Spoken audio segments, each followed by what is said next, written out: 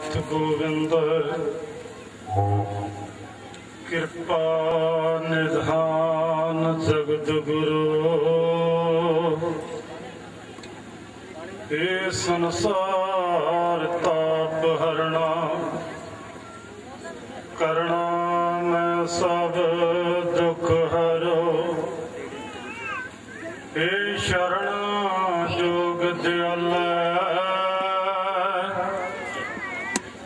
दीनानाथ मया करो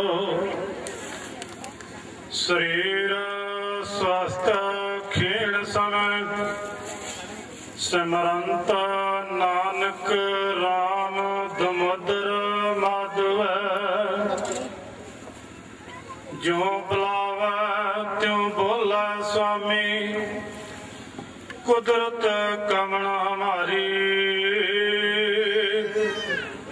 साध संग नानक जस गायो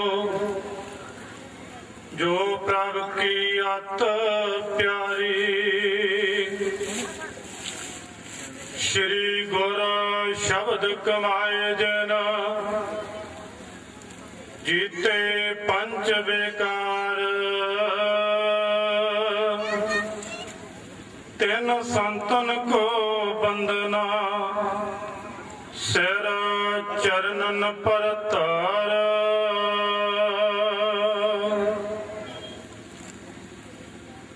सतगुरु साहब श्री गुरु ग्रंथ साहब जी महाराज जी की हाजरी अंदर एकत्र हुए संगत जीओ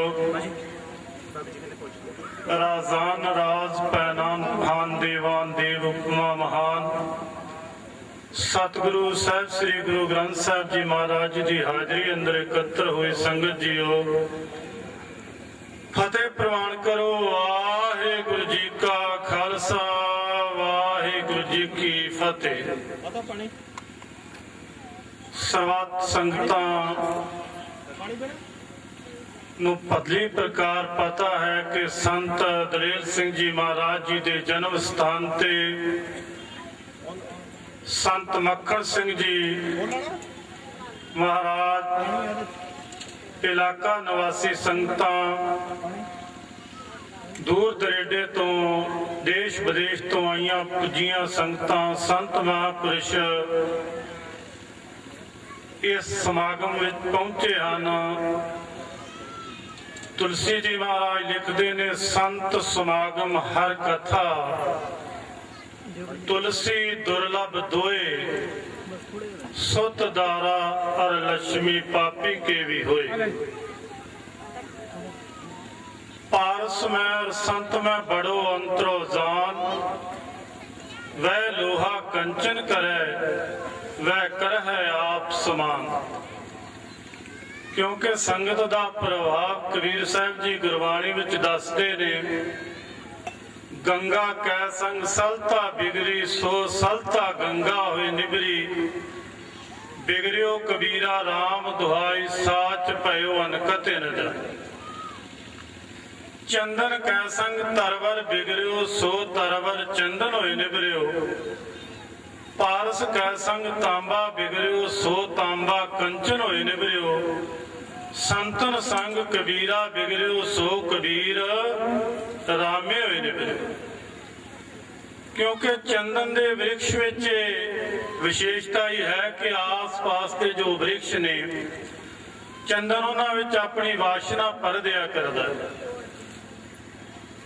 पारस विच ये विशेषता ही है कि जे उठां धातां नूं छू जावे सोना बना सकदा पर पारस नहीं बना सकता।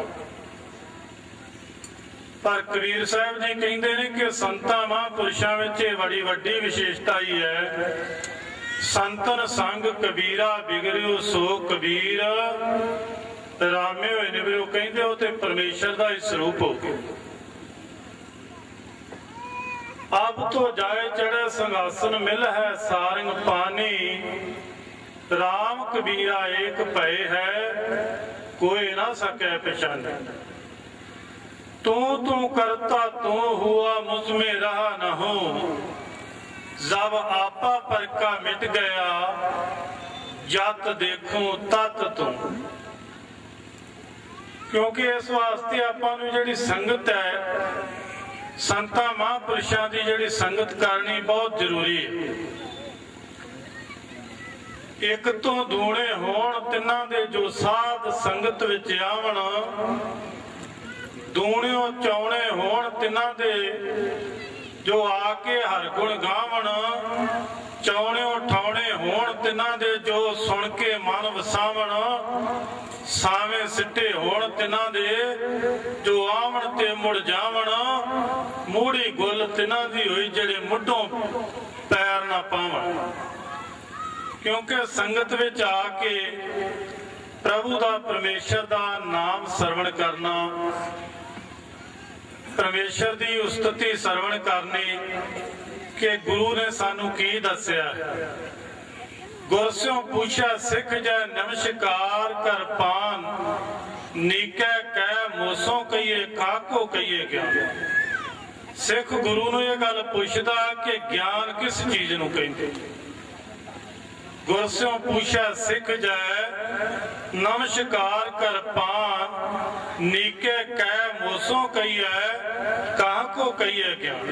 कहिंदे ज्ञान किस चीज दा नाम ते गुरु दसदा है। कहिंदे भूल गयो अज्ञान ते अपनो आत्म रूप, ताही को फिर जानबो ज्ञान कहत काव हो। कहिंदे अपने आत्मा स्वरूप नूं तू भुल गया है। क्यों भुला? क्योंकि ज्ञान नहीं है, अज्ञान है। जिथे ज्ञान होवे उथे अज्ञान नहीं हो सकता। दीवा भले अंधेरा जाए, वेद पाठ मत पापा खाए, उगवै सूर न जापै चंद। जय ज्ञान प्रकाश अज्ञान मिटन। जिथे ज्ञान का प्रकाश है, अज्ञान उतों दौड़ जाया करता है। क्योंकि जिन्हां दे कोल परमेश्वर दी नाम दी दात है, उन्हां दे परथाए सतगुरु जी गुरबाणी विच लिखदे ने, मेरी बांधी भगत छडावै, बांधी भगत न छुट्टे मोहे, एक समय मोको गए बांधा तौफन मोपै जवाब ना होए। कहिंदे ऐसे सतपुरुष वास्ते मेरे कोल कोई जवाब नहीं। आप भाई गुरदास जी दियां वारां विचों सरवण कर रहे सही, राजा सिंह जी महाराज सरवण करवा के गए ने। सुन प्रताप कबीर दा दूजा सिख हुआ सैन नाई, प्रेम भगत राती करे, भलकै राज द्वारे जाए। आए संत परौणे कीर्तन हुआ रैन सबाई, छड़ न सकै संत जन, राज द्वार न सेवक मन। सैन रूप हर होए कै आया राणे नूं रजाई, संत जना नूं विदा कर, राज द्वार गया शर्माई। दूरों राजे सद्या खोल कवाए गलों पहनाई, प्रगट करे भगत वड्याई। अपने भगतां दी परमेश्वर आप वड्याई प्रगट करदा। क्योंकि जिन्हां परमेश्वर दा सिमरन कीता है, नाम जपिया है, सतगुरु साहब श्री गुरु अर्जन देव पातशाह महाराज गुरबाणी विच फरमाउंदे ने, कटंत रूपं कटंत दीपं, राव ससियर नखत्र गगन, कटंत वसदा गिर तर सिखंडं, कटंत ललना सुत प्रात मीत हीतं, कनक मानक माया स्वरूप। न कटंत केवल गोपाल, चौथे स्त्रिंग नानक साध जाए। कहते ने कि रूप जिहड़ा है अज आया कल नूं चला जाएगा। कटंत रूपं कटंत दीपं, राव ससियर, सूरज भी कहते घट सकता है, घट रहा है, चंद्रमा भी घट रहा है, तारे भी घट रहे ने। कटंत वसदा गिर तर सिखंडन, कटंत ललना सुत प्रात मीत हीतं, कनक मानक माया स्वरूप। ते नहीं केड़ी कहंदे घट रही चीज, न कटंत केवल नहीं घट रही जेड़ी चीज वो केड़ी है, नैक तंत केवल गोपाल, वो अकाल पुरख वाहिगुरु परमेश्वर परमात्मा है जेड़ा वो नहीं घट रहा। नैक तंत केवल गोपाल, अचोते अस्त्रिंग नानक साध जन। जा जेड़े उहदे सतपुरुष संत महापुरुष ने जिन्हां ने तप तपस्या की है वो नहीं घट रहे, क्योंकि अमृतमयी गुरबाणी ते बोलदिया कोई अखर वाधा घाटा बोलिया गया होवे। सर्वत संगत बख्शन जोग है, समा हो चुका है। इत्थे मुआफी बख्शिश करनी, होइयां भुलां गलतियां दी मुआफी बख्शिश करो। फतेह बुलाओ। वाहिगुरु जी का खालसा, वाहिगुरु जी की फतेह।